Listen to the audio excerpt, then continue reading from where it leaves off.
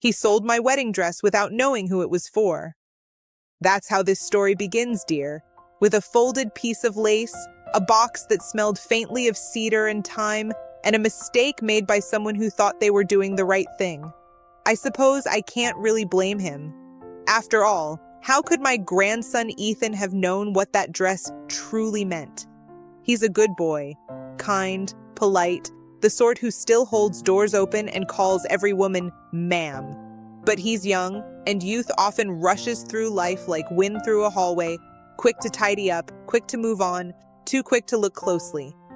It all started one Saturday morning, when I was still recovering from a little fall I'd had in the garden. My knee was wrapped, my teapot whistling, and Ethan had come over to help me clean out old things. He meant well. He said the attic was too full, that maybe it was time to let go of the past. And I suppose to him, that attic was just clutter, boxes, dust, and forgotten years stacked like unread books. But to me, it was a story. Every box, every scrap, every folded fabric, especially that dress. I remember hearing his footsteps above me, light and quick as he shuffled things around. He called down, "Grandma, do you still need this old chest? It's full of clothes." I smiled from my chair. "What kind of clothes, dear?" "The fancy kind," he said, laughing.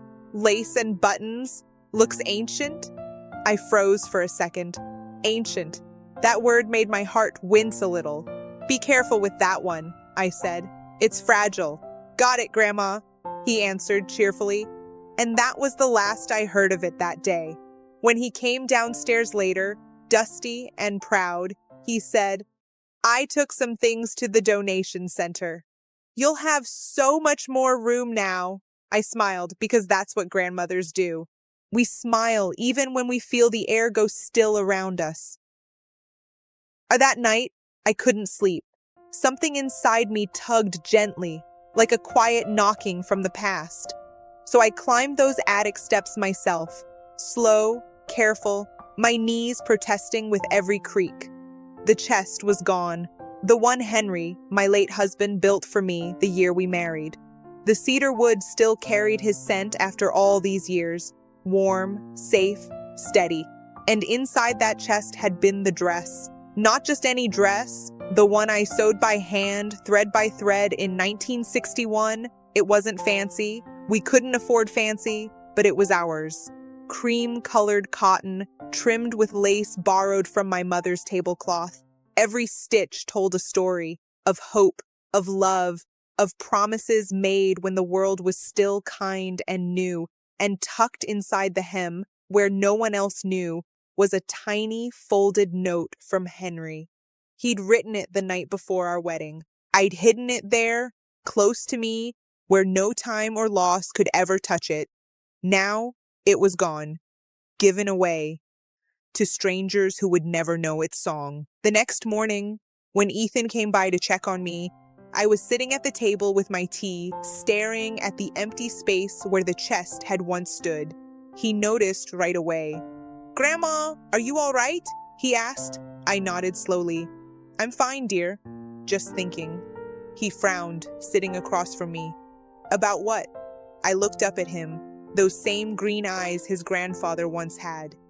"The things we keep," I said softly, "and the things we let go of." He tilted his head. "You mean the attic?"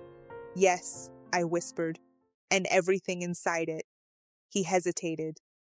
"Did I throw away something important?" My heart ached at the guilt in his voice. "Oh, Ethan," I said, forcing a smile. "You only threw away what you didn't understand." Later that day, when he left, I went to my sewing box, the one I hadn't opened in years. Inside were little treasures of an old life, buttons, pins, faded ribbons. I found one small piece of the lace that had once belonged to that dress. I held it up to the light, and for a moment I was 21 again, standing barefoot in front of a mirror, wearing hope like a crown. Henry had stood behind me then, resting his hands on my shoulders. He'd said, "You don't need anything borrowed or blue, Clara. You've got everything right here." And he'd pressed his hand over my heart. Now, decades later, I pressed mine in the same spot. Still there. Still beating for him. That evening, I wrote a letter to Ethan, not to scold him, but to tell him the story of that dress. I wanted him to know that love isn't measured by how much we keep, but by what we remember. But before I could seal the envelope, I stopped. Because maybe, just maybe, that dress hadn't disappeared at all. Maybe, like all things made with love, it had simply gone where it was needed most. The next morning came softly, with a thin mist resting on the lawn and a robin singing somewhere near the lilac bushes. I sat by the window, stirring my tea though I wasn't really drinking it. My mind was elsewhere, on a folded piece of fabric that once carried a promise, and on a chest that was now gone from the only home it had ever known. I kept hearing Henry's voice in my head, that calm, steady tone of his. "Clara," he used to say, "what's meant for you will find its way back one way or another." And I wanted to believe him. But even the most faithful heart can tremble when memory starts to fade. Ethan stopped by that morning, as he always did on Sundays. He brought me a basket of apples and a guilty smile. "Morning, Grandma," he said, placing the basket on the table. "I brought your favorites." Honeycrisp. I looked up at him and smiled gently. "You've always known my weakness." He laughed, but there was something uneasy behind it. He knew, maybe not everything, but enough. After a long pause, he asked quietly, "Grandma, was that chest important?" I folded my hands and took a breath. "It was," I said softly, "but not for what was in it, for what it meant." He sat down across from me, his shoulders drooping a little. "I didn't mean to throw away something that mattered. I just thought you'd be happier with less clutter." "Oh, sweetheart," I said, reaching over to pat his hand. "You can't know the value of something if no one ever tells you the story behind it." His eyes lifted to mine, the same hazel green Henry once had when he was young. "Then tell me," he said. "Tell me about the chest." So I did. I told him about 1961, about how Henry built that chest with his own hands the week before our wedding because we couldn't afford furniture. I told him how he carved our initials inside the lid, right next to the words, "Always find your way home." And I told him about the dress, that simple cotton gown, stitched with borrowed lace and 1,000 tiny prayers. When I finished, his eyes were glassy. "Grandma," he said, his voice breaking, "I didn't know. I swear I didn't know." I smiled sadly.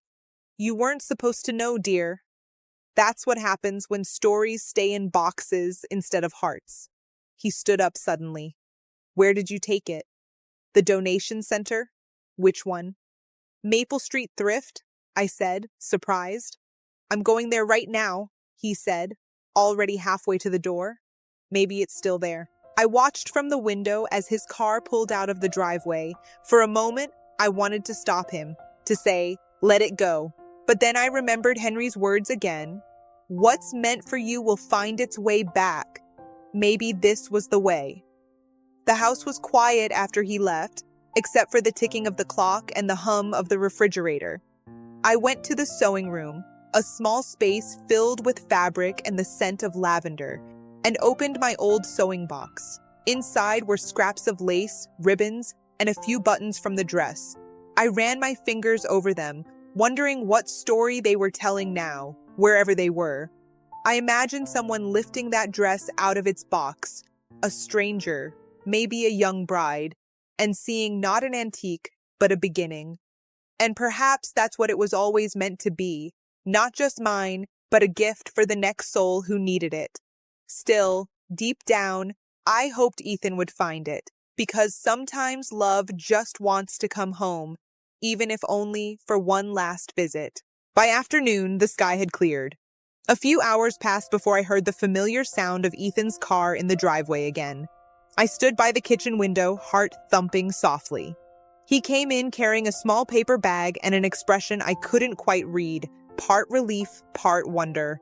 "Grandma," he said, setting the bag down gently, "I didn't find the dress." My chest tightened. "Oh," I said quietly, "I see. But, he smiled faintly, I found something else. He reached into the bag and pulled out a folded wooden panel, the lid of the cedar chest, the same one Henry had built. And there, carved in his familiar handwriting, were our initials, C and H, 1961. Beneath them, barely visible but still clear after all these years, were the words, "Always find your way home." I gasped softly, my hand flying to my mouth. Ethan, where did you— The lady at the donation center said the chest had been sold that same morning, he explained, but the lid had cracked, and they'd set it aside to repair later. When I told her your name, she gave it to me. Said something about it feeling like it belonged back where it started. Tears blurred my vision. I traced my fingers over Henry's carved letters. They're still warm, I whispered, as if he just wrote them. Ethan watched me quietly, his face full of something I hadn't seen in him before. Reverence. I'll keep looking for the dress, he said. I promise. I shook my head softly. Maybe it's where it needs to be, darling. Maybe it's gone to tell our story somewhere else. And that night, I placed the cedar lid on the mantel above the fireplace. The wood had darkened with age, but the carvings stood proud. Underneath, I set a small vase of wildflowers, the same kind Henry used to bring me from the fields. I sat there for a long time, watching the fire flicker. Each crackle reminded me of our first home, that little cabin by the river where the wind whistled through the boards and laughter filled every empty space. That's where I'd worn that dress. That's where I'd danced barefoot in the kitchen with Henry, our shadows swaying on the wall like music made of light. I could almost hear him saying, "You see, Clara? The dress was never just a thing. It was a piece of your heart, and hearts don't get lost. They just travel." The next morning, Ethan returned again, this time holding a large envelope. "Grandma," he said breathlessly, "you won't believe what happened." I raised an eyebrow, amused. "At my age, dear, I've learned to believe everything." He grinned. "I went back to the donation center to thank them, and they told me the strangest thing. Apparently, a young woman came in later that afternoon looking for a wedding dress. She bought yours. The lady said it fit her perfectly, like it was made for her." I blinked, feeling a mix of surprise and wonder. "Fit her perfectly?" He nodded. "She said it was exactly her size, like it had been waiting for her." I smiled faintly. "Maybe it had." He hesitated, then added, "There's more. The woman left a note for you. The lady at the shop gave it to me to bring back." He handed me the envelope. Inside was a single page of delicate stationery, written in neat, looping handwriting. "Dear Miss Clara, my name is Rachel. I bought a wedding dress from the Maple Street thrift today. A simple lace gown that the lady said belonged to someone named Clara H.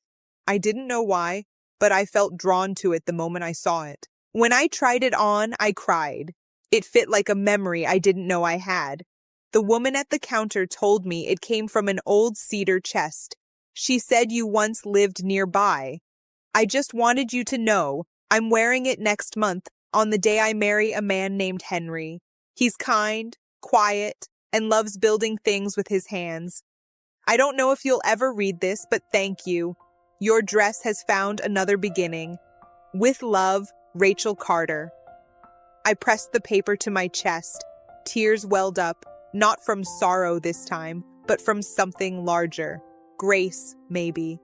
Because in that moment, I realized Henry had been right all along. What's meant for you will find its way back. Sometimes in pieces, sometimes through strangers, but always with purpose. Ethan looked at me, his eyes bright. "Grandma, that's incredible." I smiled through my tears. "It is, isn't it?" He reached over and squeezed my hand. "So maybe it wasn't lost after all." "No, dear," I whispered. "It wasn't lost. It was simply continuing the story." I looked out the window then, toward the street where the leaves were beginning to fall. For the first time since that box had left the attic, I felt light. Not because I got the dress back, but because it found someone who needed it as much as I once did. That evening, Ethan sat with me on the porch swing. The air smelled like wood smoke and apples. He said, "Grandma, I think Grandpa would be proud." I nodded. He always said love was like a thread. You can't always see where it goes, but it ties everything together. We rocked in silence for a while. The stars came out one by one, each one a small reminder that nothing beautiful ever truly disappears. It just shines somewhere else for a while. Later, when I went inside, I took Rachel's note and tucked it into my sewing box, right next to that small scrap of lace I'd kept all these years. 2 pieces of the same story, meeting again at last. And as I turned off the lamp and whispered a quiet prayer of thanks, I felt something gentle stir in the air. Maybe it was memory, maybe it was Henry, or maybe it was just love finding its way home once more. The bride who wore my dress. It had been a week since the letter arrived, the one from the young woman named Rachel, the one who bought my wedding dress. I'd read her words so many times the paper had softened at the folds, the ink slightly blurred where a tear or two might have landed. Every time I read it, I could almost see her, standing in front of a mirror somewhere, smoothing that old lace over her hands, maybe smiling the same way I had all those years ago. It's funny how some things and some people find us even when we've stopped searching. And that Thursday morning, as I sat by the window with my tea and lemon drops, the phone rang. Now, not many people call me these days. Most folks text, though I still prefer hearing a voice. I picked up, half expecting it to be the pharmacy or Ethan, but instead, a bright young voice said, "Miss Clara? This is Rachel Carter. I hope you don't mind me calling." My heart lifted right up into my throat. "Oh, my dear," I said, my voice trembling a little. "Of course I don't mind." "How did you get my number?" She laughed softly. "Your grandson gave it to me." I stopped by the donation center again, and the owner called him. I wanted to thank you properly." I smiled, tears already pricking the corners of my eyes. "There's no need for thanks, sweetheart. That dress was always meant to be worn again. I'm just glad it found someone who saw its beauty." She hesitated, then said gently, "It's not just beautiful, Miss Clara. It feels alive, like it remembers something." My heart skipped a beat. "Maybe it does, dear." Some things are stitched with more than thread. We talked for a long while. She told me about her fiancé, Henry of all names, how he was quiet, steady, and good with his hands. "He builds furniture," she said. At that, I couldn't help but laugh softly. "Does he now?" She paused. "Why do you sound like you already knew that?" "Oh, no reason," I said, smiling to myself. "Just sounds like the world has a funny way of repeating the good parts." By the time we said goodbye, she had invited me to her wedding. "Please come," she said earnestly. "It would mean so much to me. And I think it would mean something to you too." I hesitated, my fingers tightening around the phone cord.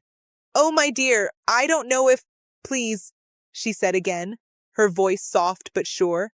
"You made this possible. You gave me something more than a dress. You gave me a story." And with that, I said yes. The morning of the wedding dawned bright and clear. One of those perfect early spring days when the sky looks scrubbed clean and the world feels new again. Ethan came to pick me up. He'd put on a suit, though I could tell he wasn't used to it. "Grandma," he said, opening the car door for me, "you sure you're up for this?" I smiled. "Oh, I'm more than up for it, dear. I've been waiting for this kind of day for a long, long time." The church was small, white, and full of sunlight. Every pew was dressed with wildflowers, daisies, lavender, and sprigs of baby's breath. When we walked in, people turned and smiled, and for a moment I felt like I'd stepped back in time. Then I saw her, Rachel, standing near the front, laughing with a group of bridesmaids, and there it was, the dress, my dress. It fit her as though it had been made yesterday, soft cotton hugging her waist, lace sleeves catching the light. She'd made a few gentle alterations, added a sash of pale blue silk around the middle, and a small heart embroidered inside the hem. When she saw me, she gasped. "Miss Clara," she said, running over and taking my hands. "You came," I smiled, my voice catching. "Of course I did, dear. I wouldn't miss it for the world." She held out her arms and I hugged her. For a second, I could smell the faint trace of lavender soap on the fabric, the same scent I'd used all my life. It was as if time itself leaned in to whisper, "You see? Nothing good ever really disappears." As the ceremony began, I sat in the second row, my hands folded neatly in my lap. The church filled with music, laughter, and the quiet rustle of dresses and flowers. And then, when Rachel walked down the aisle, wearing that old dress made new, I couldn't help the tears that came. Because I wasn't just seeing a bride, I was seeing myself, a younger version, full of dreams, walking toward a man with steady hands and gentle eyes. And for a moment, I felt Henry beside me again, his hand resting over mine. When the minister said the words, "To have and to hold, from this day forward," I mouthed them silently with Rachel. They were old words, yes, but they never lost their meaning. After the ceremony, Rachel found me again in the garden behind the church. The guests were mingling, the children playing near the fountain, and the sunlight danced across the lace of her gown. She sat beside me on a bench, still glowing. "Miss Clara," she said softly, "I wanted to tell you something." I turned to her, smiling. "What's that, dear?" She hesitated, fiddling with the blue sash around her waist. "My grandmother passed away before I was born," she began. "But my mother always said I was just like her. Her name was Clara, too." For a moment, I couldn't breathe. I blinked at her, my heart thudding softly. "Clara?" I repeated. She nodded. "Clara May Carter. I never met her, but I always felt close to her somehow." I looked at her then, really looked. The soft brown hair, the kind eyes, the small dimple near her mouth when she smiled. There was something achingly familiar about her, and suddenly I understood. Not with my mind, but with my heart. The world isn't as big as we think, and love, true love, has a way of weaving threads through time, connecting hearts that were never meant to be strangers. She went on, "My mother said Grandma Clara always dreamed of wearing a simple lace dress at her own wedding, but she never got the chance. She passed away before she married." I swallowed hard. "Then maybe," I said softly, "she's finally had her day through you." Rachel looked down at the dress, her hand smoothing the fabric lovingly. "I like to think so too," she whispered. We sat there in silence, two women from different chapters of the same story, bound by lace, love, and a name that refused to fade. Later, when it was time to leave, she hugged me again. "I'll take good care of it," she said. "I know you will," I replied. "And when your own granddaughter finds it someday, tell her the story. Don't let it live in a box." She smiled, tears glimmering in her eyes. "I promise." Ethan came over then, slipping an arm around my shoulders. "Ready to head home, Grandma?" I nodded, but before we left, I turned back for one last look. Rachel stood there in that dress, the wind lifting the hem just slightly, sunlight spilling around her like a blessing. I whispered under my breath, "Henry, look at her. Isn't she lovely?" And I could almost hear him say, in that soft voice of his, "She's beautiful, Clara, just like the day you wore it." That evening, as we drove home, Ethan was quiet for a while before saying, "You were right, Grandma. Some things aren't meant to stay. They're meant to find new stories." I smiled and patted his hand. "Exactly, dear. That's what love does. It doesn't end. It keeps beginning." When we got home, I took one last look at the cedar lid on the mantel. The firelight flickered over the carved words, "Always find your way home," And for the first time in a long time, I felt completely at peace. Because that dress, that beautiful old piece of my past, had found its way home, just not in the way I'd expected. It was 2 weeks after Rachel's wedding when the letter came. It arrived on a quiet Monday morning, the kind of day that starts with slow sunshine and the scent of toast drifting through the house. I wasn't expecting mail, so when the postman knocked and handed me an envelope with careful handwriting, I felt that small flutter.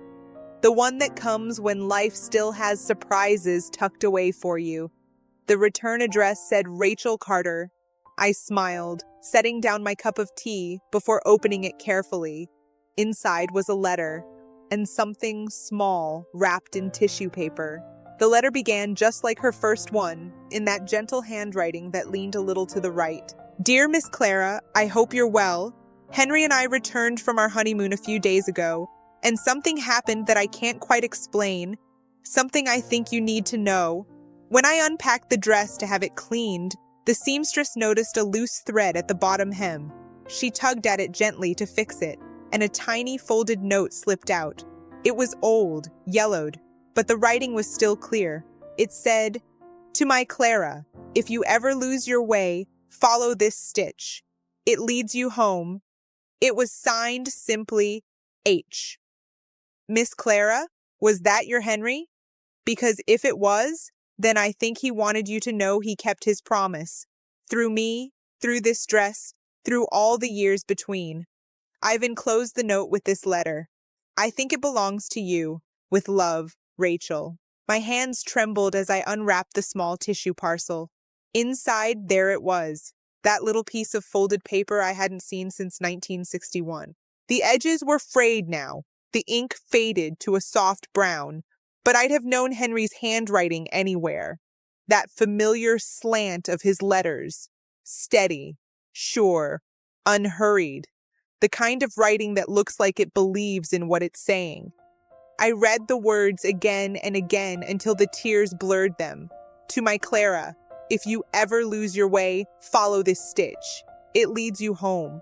For a long time, I just sat there, holding it between my fingers, the paper fragile as a whisper. It all came rushing back. That night before our wedding, the smell of rain outside, the sound of Henry working at his little desk. He'd been mending the last bit of lace on the dress hem. I'd teased him, saying, "A man who can handle a needle must be a dangerous one." He laughed and said, "I'm just making sure my girl never unravels." I hadn't realized he'd tucked a note inside. He must have done it after I went to bed, while I was dreaming about our little church and the life we hadn't even begun yet. Ethan came by that afternoon. When he saw the open letter on the table and the tears in my eyes, he looked worried. "Grandma, what's wrong? Is everything okay?" I smiled through the tears, shaking my head softly. "Nothing's wrong, dear. Everything's right." He frowned, glancing down at the note. "What's that?" I handed it to him, my fingers trembling slightly. "It's from your grandfather," I said. "He wrote it 64 years ago and hid it in my wedding dress." Ethan stared at it, his mouth parting in quiet awe. "You mean this note was inside that dress? All this time?" "Yes," I whispered, "and it found its way back to me, just like he said it would." He sat beside me, reading the note again, then looking at me with those same green eyes I'd fallen in love with once before. Only this time, they belonged to the boy my love had helped bring into the world. "Grandma," he said softly, "it's like he knew this would happen." I nodded. "Henry always said love doesn't stop when life does. It just changes where it lives." We sat together in silence for a while, listening to the ticking clock, the sound of the world carrying on outside. There was peace in that silence, the kind that feels like prayer. That evening I took out my old sewing box again. It felt right to put the note back where it belonged, somewhere near thread and cloth and the hum of memories. But as I reached for it, I noticed something I hadn't before. A single loose strand of lace tucked into the tissue with the note. Not from the new repairs. No, this was older.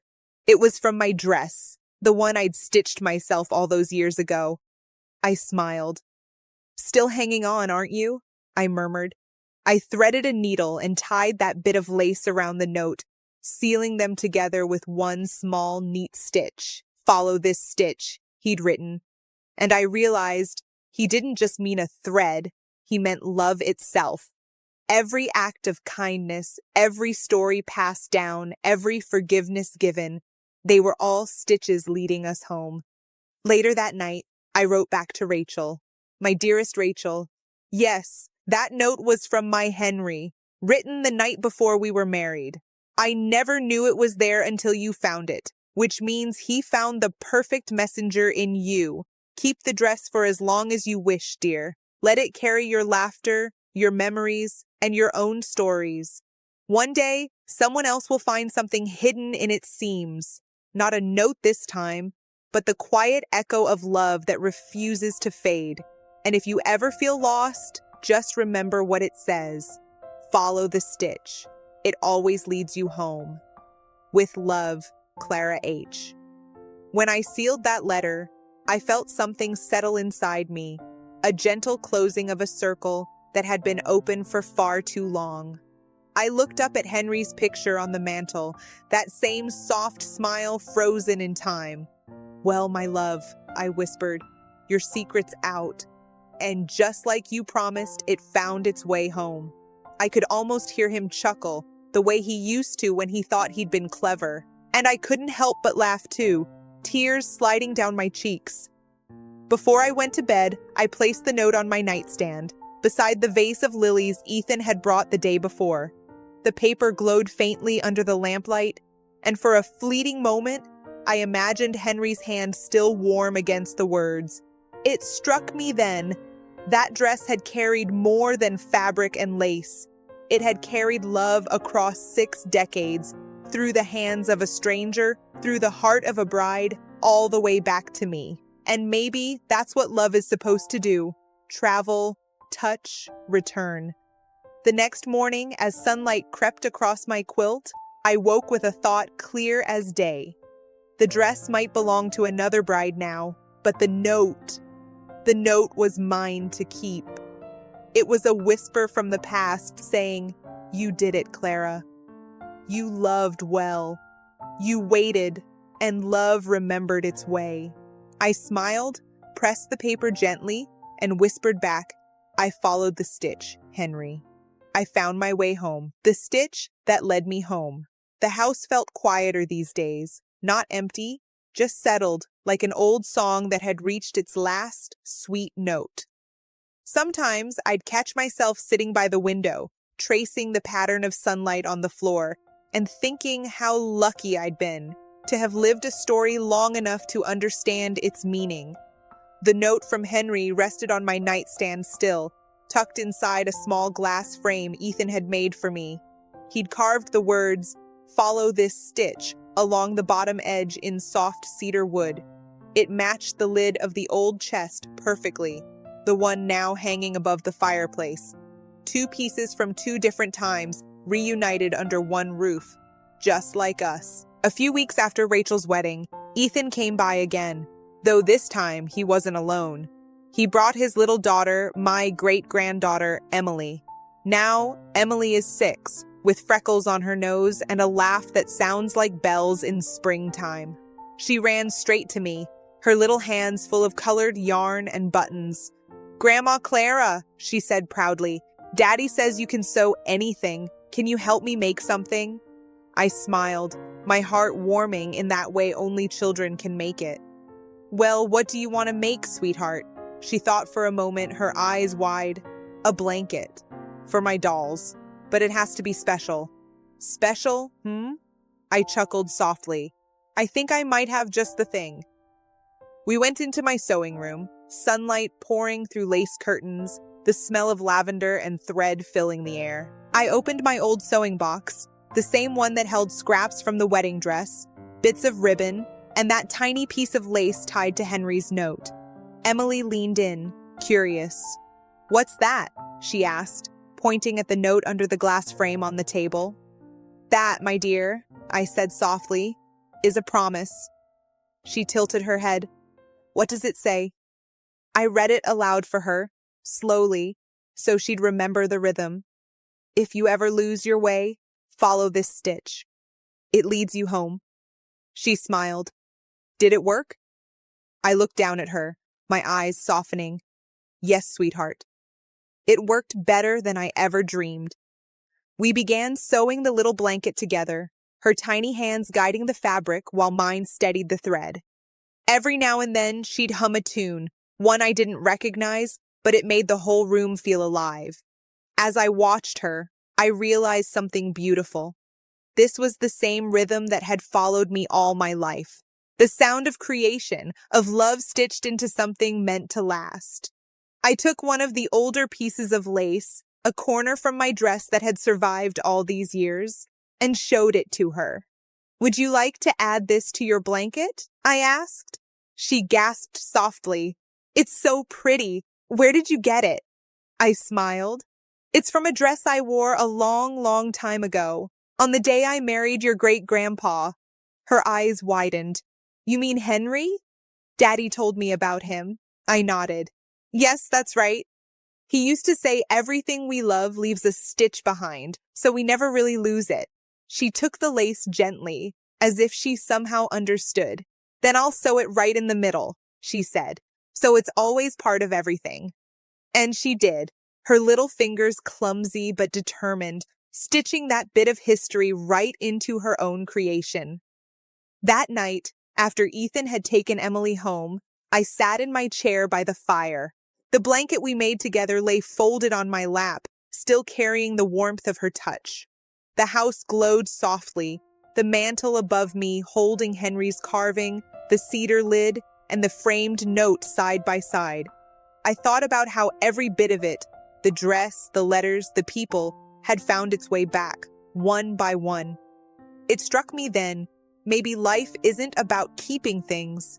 Maybe it's about passing them forward, like stitches in a quilt, each thread carrying the story a little further down the line. I picked up my pen and opened my journal, the one I'd started after Henry passed.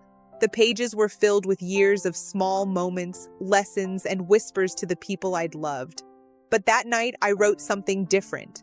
If someone finds this one day, know that every stitch in your life, every joy, every loss, every forgiveness, it all leads somewhere. Even when it hurts, even when it feels undone, keep following the thread. It will take you home. I closed the journal and smiled. That was enough. The next morning, I left a small parcel on the kitchen table for Ethan and Emily, a folded piece of fabric, a needle, and a short note. For when you're ready to make something new, use what's left of the lace. And remember, the thread that ties us is love. Nothing else lasts longer. I knew they'd understand when they found it. Maybe not today, maybe not for years, but they would. That afternoon, as I stepped onto the porch, the breeze caught the curtains and lifted the scent of lilacs into the air. I closed my eyes and listened. The soft hum of the wind, the distant laughter of children, the faint echo of Henry's voice somewhere in the quiet. Follow this stitch, he'd said. And so I had, through time, through grief, through joy, and it led me here, home. That evening when Ethan came by again, he found me asleep in my chair, the blanket Emily and I made draped across my lap. The fire burned low, and beside me on the table sat the framed note and the old sewing box. He stood there for a long time, just watching. Then he whispered, "She found her way, Grandpa." She followed the stitch. He didn't cry, not right away. He just smiled, the kind of smile you make when your heart hurts but feels full at the same time.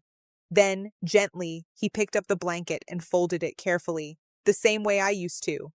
And on the corner, he noticed it, a tiny bit of lace sewn in the shape of a heart. He touched it lightly and whispered, "We'll keep the thread going, Grandma." A year later, on a quiet afternoon, Emily sat beside her father, sewing the last edge of her new blanket. She looked up at him and said, "Daddy, do you think Grandma Clara can see us?" Ethan smiled softly. "I think she's right here," he said. Every time you sew, every time you love someone, that's her stitch.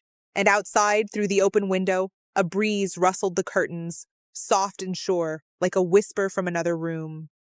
Follow the stitch. Thank you for listening. If you liked my videos, don't forget to hit the like button and subscribe to my channel for upcoming videos.